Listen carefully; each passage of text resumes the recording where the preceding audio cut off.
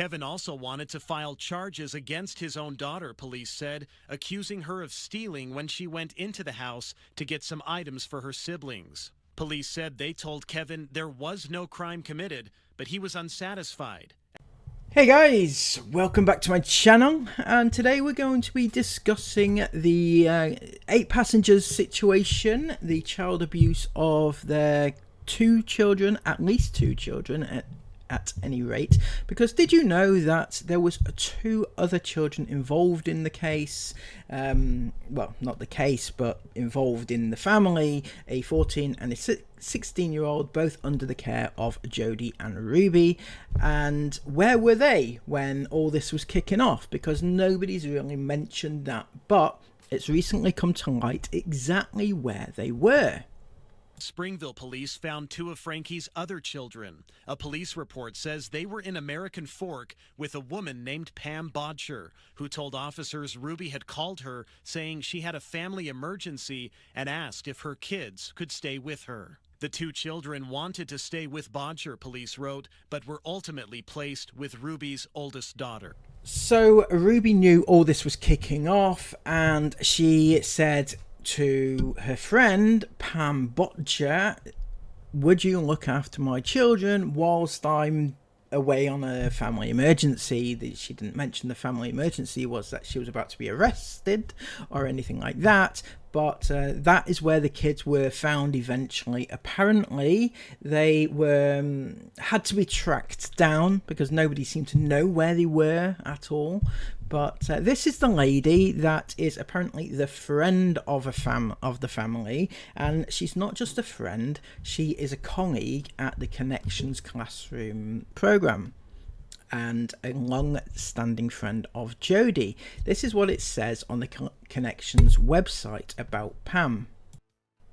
Pam Bodger is the president of the Connections Foundation, so not just a colleague, but the actual president of the Connections program. She has a degree in interpersonal communications, a mother of 7 and a grandmother of 14. She has served for 6 years on the Timpanogos Symphony Board of Directors and 2 years on the Utah Metropolitan Ballet Board of Directors. So that is Pam Bodger, a long-standing friend of the family and president of Connections. But it gets even more interesting than that, because they obviously trusted her to look after the kids whilst Ruby was about to be arrested, and obviously Jody was arrested too. So who was this lady apart from a friend and the president of the company? Now, according to, if you remember, Jessie Hildebrandt, who is Jody's niece, according to Jessie, this lady is not to be trusted either. Pam Bodger, when I was living with Jody, Pam Bodger was around. She was Jody's best friend. And I didn't realize that she was connected in this. I mean, I have very strong feelings towards Pam because of not that she was directly applying abuse, she wasn't actually involved, but she was one of the people that was constantly surveilling, the surveillance of reporting back to Joe. Now what Jessie is referring to here is the time when people would report back to Jody about where she went and what she was up to.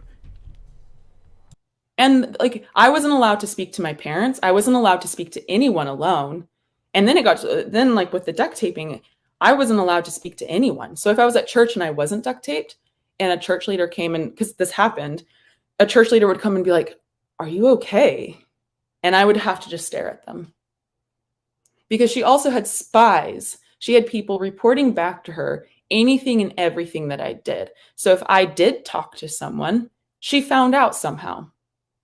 The amount of paranoia and fear that I had, where it's I can't talk to anyone. And there we have it. She's referring to people such as Pam in this situation. People who would actually if Jody did anything or said anything to anybody about the abuse that she was suffering, Pam and others would go back to Jody and report back to Jody to tell her what Jessie had been up to, and then thus perpetuating the abuse and making it continue. At the very least, Pam is partly culpable for making this, enabling this to have happened to Jessie in the first place. So she is guilty of at least willful ignorance at best, and at worst actually enabling Jody's abuse. So to have that person in their life as well, that is insane. She was always at the house just because she was friends with Jody, so it's sometimes a little murky. But wow, that's very disappointing, and I'm wondering why she's not being, why they're not talking about her.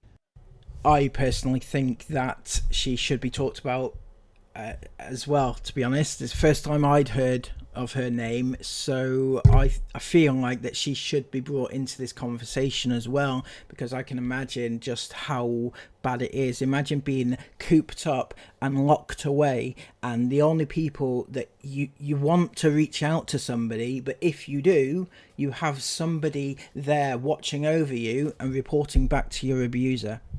That is the type of person that Pam was, and I think that she should be held accountable for something. I don't know what in the context of the current case, but you know, just in general, I think that she should be there accountable. So aside from that, more goings on have been happening, and we've all wondered about Kevin Frankie's involvement in everything that's been going on. Is he guilty? Is he ignorant? Is he this or is he that? Should he be arrested or whatever? Right, but whatever your opinions on that, what he's done as well, my God, he's actually tried to get his own daughter arrested.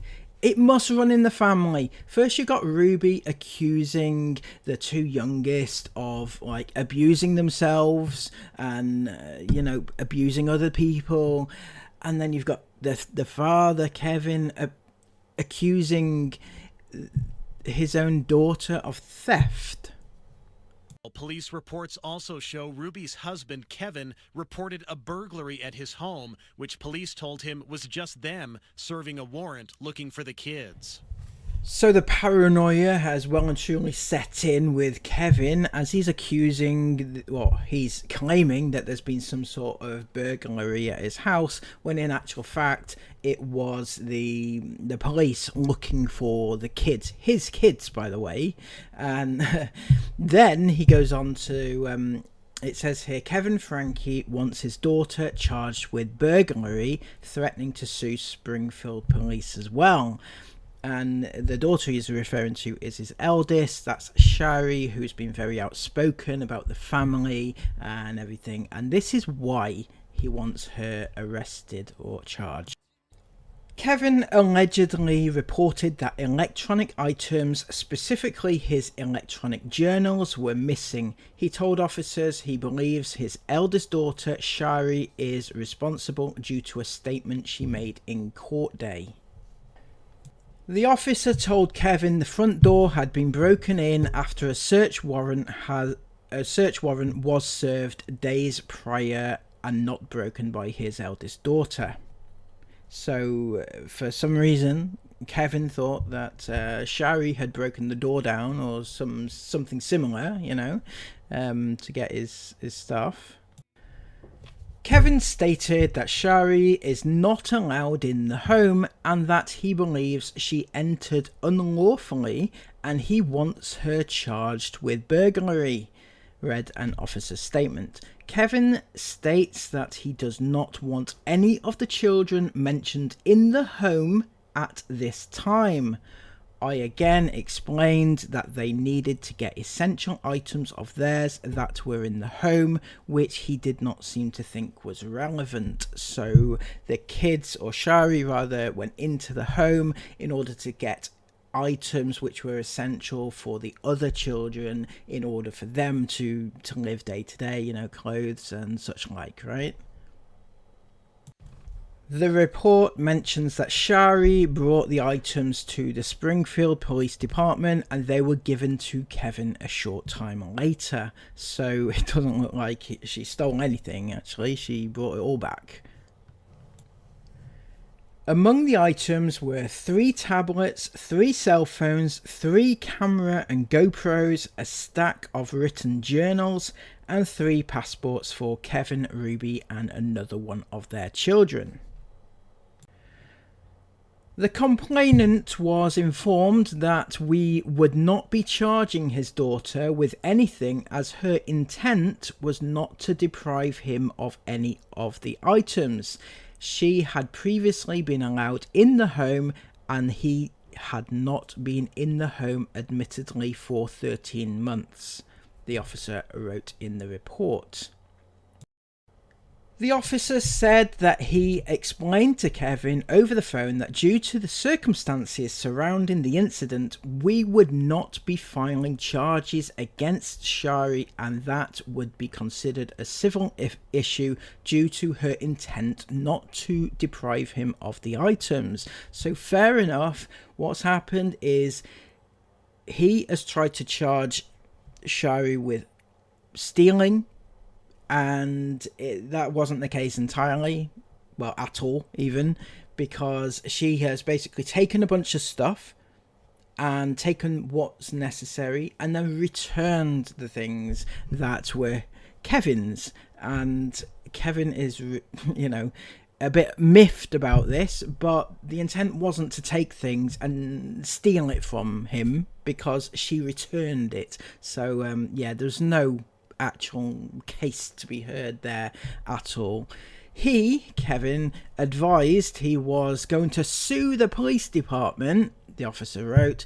Kevin was displeased with this answer and advised that we would be hearing from his attorney. So because they won't charge Shari with stealing his stuff when she never, he's going to sue the police department for not suing Shari when there's nothing to sue her with, you know.